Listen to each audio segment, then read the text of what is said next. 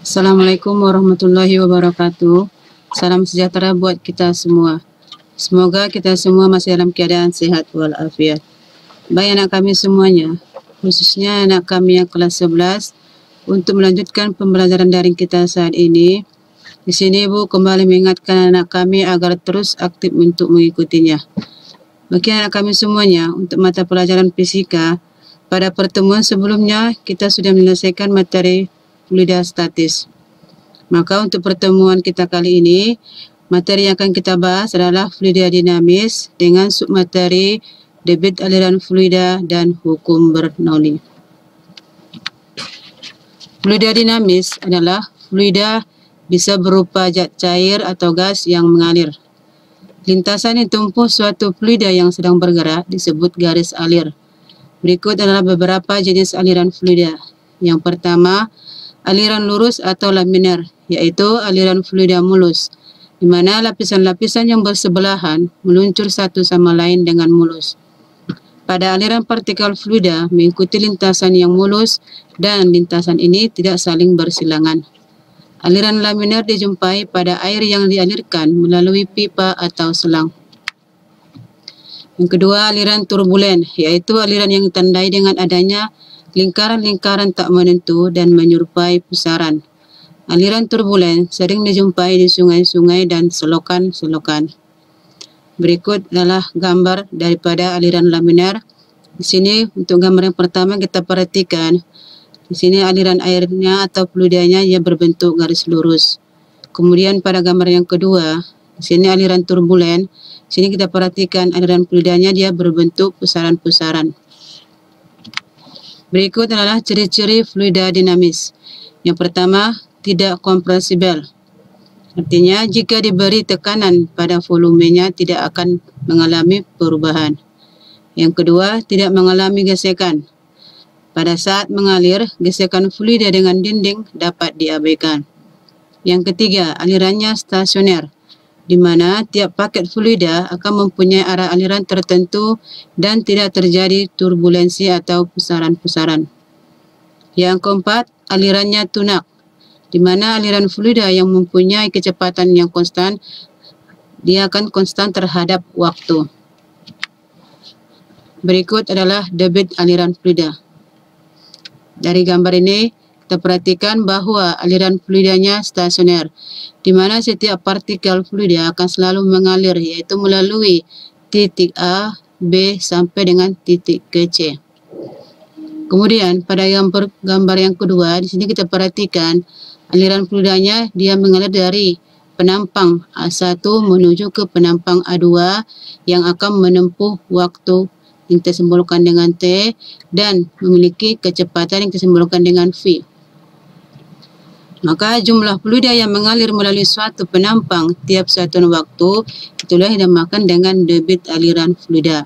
Dengan rumusan bahwa Q sama dengan V dibagi dengan T, di mana Q adalah debit aliran fluida dengan satuan meter kubik per sekon. V adalah volume fluida dengan satuan meter kubik, dan T adalah waktu dengan satuan sekon. Selama fluida mengalir, volume fluida yang melalui penampang A1 akan sama dengan volume fluida yang melalui penampang A2. Dengan demikian akan berlaku rumusan bahwa A1 dikali V1 sama dengan A2 dikali V2, di mana A1 dan A2 adalah merupakan luas penampang 1 dan 2 dengan satuan meter pangkat 2. Dan V1 dan V2 adalah merupakan kecepatan aliran fluida di 1 dan 2 dengan satuan meter pangkat 2 per sekon. Maaf ya, bukan meter pangkat 2, meter per sekon. Kemudian persamaan ini disebut juga sebagai persamaan kontinuitas, di mana bahwa fluida yang tidak kompresibel akan berlaku perkalian antara laju aliran fluida yang disimbolkan dengan V dengan luas penampangnya dengan simbol A akan selalu tetap. Untuk lebih jelasnya, kita perhatikan contoh soal berikut. Untuk contoh soal nomor 1, di sini kita perhatikan, di sini ada pipa dengan luas penampang yang berbeda. Untuk penampang yang A1 dia lebih besar dan penampang A2 dia lebih kecil. Kemudian akan dialirkan fluida berupa zat cair, di mana nanti fluida itu mengalir akan mengalami kecepatan dari penampang 1 menuju penampang kedua. Bahwa pada gambar di atas diketahui kecepatan fluida pada penampang besar adalah 5 meter per sekon. Berapakah kecepatan aliran fluida pada penampang kecil dengan diameter 0,25 meter pangkat 2 dan diameter penampang besar 0,5 meter pangkat 2. Untuk pembahasannya, kita buat diketahui A1 0,5 meter pangkat 2, A2 0,25 meter pangkat 2, dan V1 adalah 5 meter per sekon. Yang ditanya berapa harga V2. Dari persamaan debit aliran fluida menyatakan bahwa A1 dikali V1 sama dengan A2 dikali V2. Maka V2 adalah A1 dikali V1 dibagi dengan A2. Sehingga 0,5 dikali 5 dibagi dengan 0,25. Maka hasilnya nanti adalah 10 meter per sekon. Maka harga laju aliran fluida pada penampang yang kedua adalah 10 meter per sekon. Untuk contoh yang kedua, sini suatu pipa mengalirkan air dengan debit 1 meter kubik per sekon tiap sekonnya dan digunakan untuk mengisi bendungan berukuran 10 meter kubik. Hitunglah waktu yang dibutuhkan untuk mengisi bendungan sampai penuh. Kita buat diketahui debit dengan simbol Q. Q sama dengan 1 meter kubik per sekon. Kemudian volume 10 meter kubik. Yang ditanya adalah berapa besar waktu. Dari rumusannya bahwa Q adalah V per T. Maka T sama dengan V dibagi dengan Q. Dengan harga V10, Q1. Maka harga T-nya adalah 10 sekon. Jadi waktu yang dibutuhkan untuk mengisi bendungan sampai penuh adalah 10 sekon. Berikutnya adalah tentang hukum Bernoulli. Hukum Bernoulli menyatakan bahwa kenaikan kecepatan aliran fluida akan menyebabkan penurunan tekanan fluida secara bersamaan atau penurunan energi potensial fluida tersebut. Intinya adalah tekanan akan menurun jika kecepatan aliran fluida meningkat. Dalam persamaan hukum Bernoulli akan membahas hubungan antara tekanan fluida, kecepatan fluida, dan perbedaan ketinggian penampang adalah tetap. Kemudian hukum Bernoulli merupakan sebuah hukum yang ditemukan pertama kali oleh seorang matematikawan yang berasal dari Swiss pada tahun 1700-an oleh Daniel Bernoulli yang menemukan teori tersebut dan menjadikannya sebagai hukum Bernoulli. Dalam perumusan hukum Bernoulli ini, Daniel menggunakan suatu dasar matematika. Menurut Daniel Bernoulli, hukum Bernoulli memiliki bunyi sebagai berikut. 1. Fluida tidak bisa dimanfaatkan atau istilah lainnya incompressible dan non-viscous. Yang kedua, tidak ada kehilangan energi akibat gesekan antara fluida dan dinding pipa. Yang ketiga, tidak ada energi panas yang ditransfer melintasi batas-batas pipa untuk cairan, baik sebagai keuntungan atau kerugian panas. Yang keempat, tidak ada pompa di bagian pipa. Dan yang kelima adalah aliran fluida laminar, yaitu bersifat tetap. Perhatikan dari gambar berikut, di sini ada pipa yang kita letakkan dengan ketinggian yang berbeda dan memiliki dua buah penampang. Mana pada penampang yang besar ini A1 pada ketinggian H1, kemudian penampang A2 pada penampang kecil dengan ketinggian H2. Pada ujung pipa A1 akan bekerja tekanan P1 dan pada ujung A2 akan bekerja tekanan P2. Agar fluida dapat bergerak dari permukaan A1 ini ke permukaan A2, ini membutuhkan usaha yang besarnya sama dengan jumlah perubahan energi kinetik dan energi potensial, karena dipengaruhi oleh ketinggian dari pipa H1 dan H2 ini. Maka rumusannya adalah P1 ditambah setengah rho V1 kuadrat ditambah rho GH1 sama dengan P2 ditambah setengah rho V2 kuadrat ditambah rho GH2, di mana P1 adalah tekanan pada pipa yang besar dalam satuan Pascal, disimbolkan dengan PA.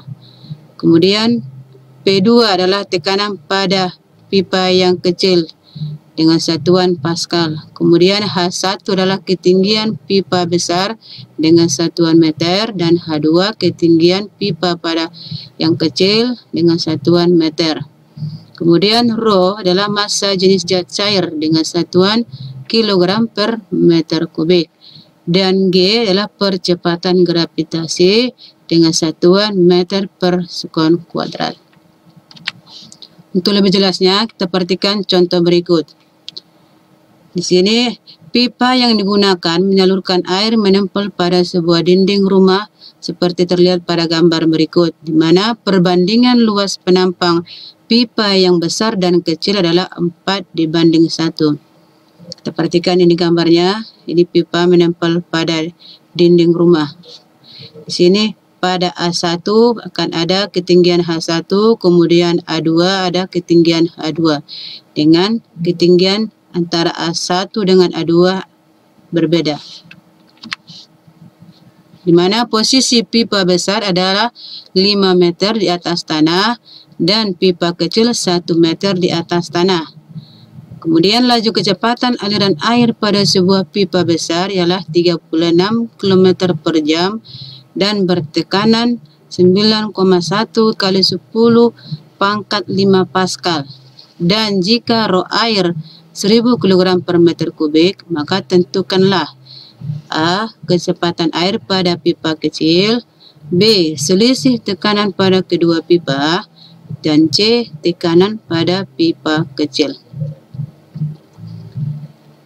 Coba pembahasannya, diketahui H1 sama dengan 5 meter, H2 1 meter, V1 36 km per jam. Ini nanti kita rubah ke meter per sekon. Ini hasilnya menjadi 10 meter per sekon. Kemudian P1 adalah 9,1 kali 10 pangkat 5 Pascal. Dan perbandingan A1 dengan A2 adalah 4:1. Maka di sini kita peroleh untuk yang A, kecepatan air, di mana A1 V1 sama dengan A2 V2. A1 tadi 4, V1 10, A2 1, V2 ditanya. Maka V2 adalah 4 dikali 10 dibagi dengan 1, maka hasilnya menjadi 40 meter per sekon. Kemudian yang B, selisih kedua pipa. Ini kita gunakan rumusan Bernoulli, di mana P1 ditambah setengah rho V1 kuadrat ditambah rho GH1 sama dengan P2 ditambah setengah rho V2 kuadrat ditambah rho GH2.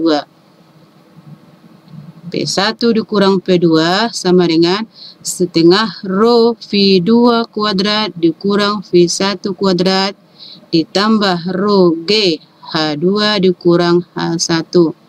Maka kita masukkan harganya setengah rho 1000. Kemudian V2 40 dikuadratkan dikurang V1 10 dikuadratkan ditambah rho 1000 H2 G10, kemudian H2 1 dikurang H1 5. Maka akan kita peroleh harganya setengah dikali 1000 menjadi 500.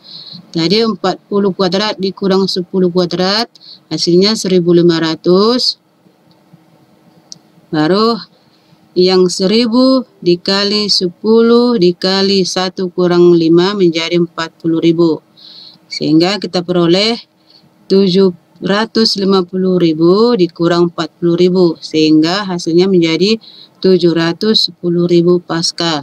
Ini kita sederhanakan menjadi 7,1 kali 10 pangkat 5 kPa, kilo Pascal.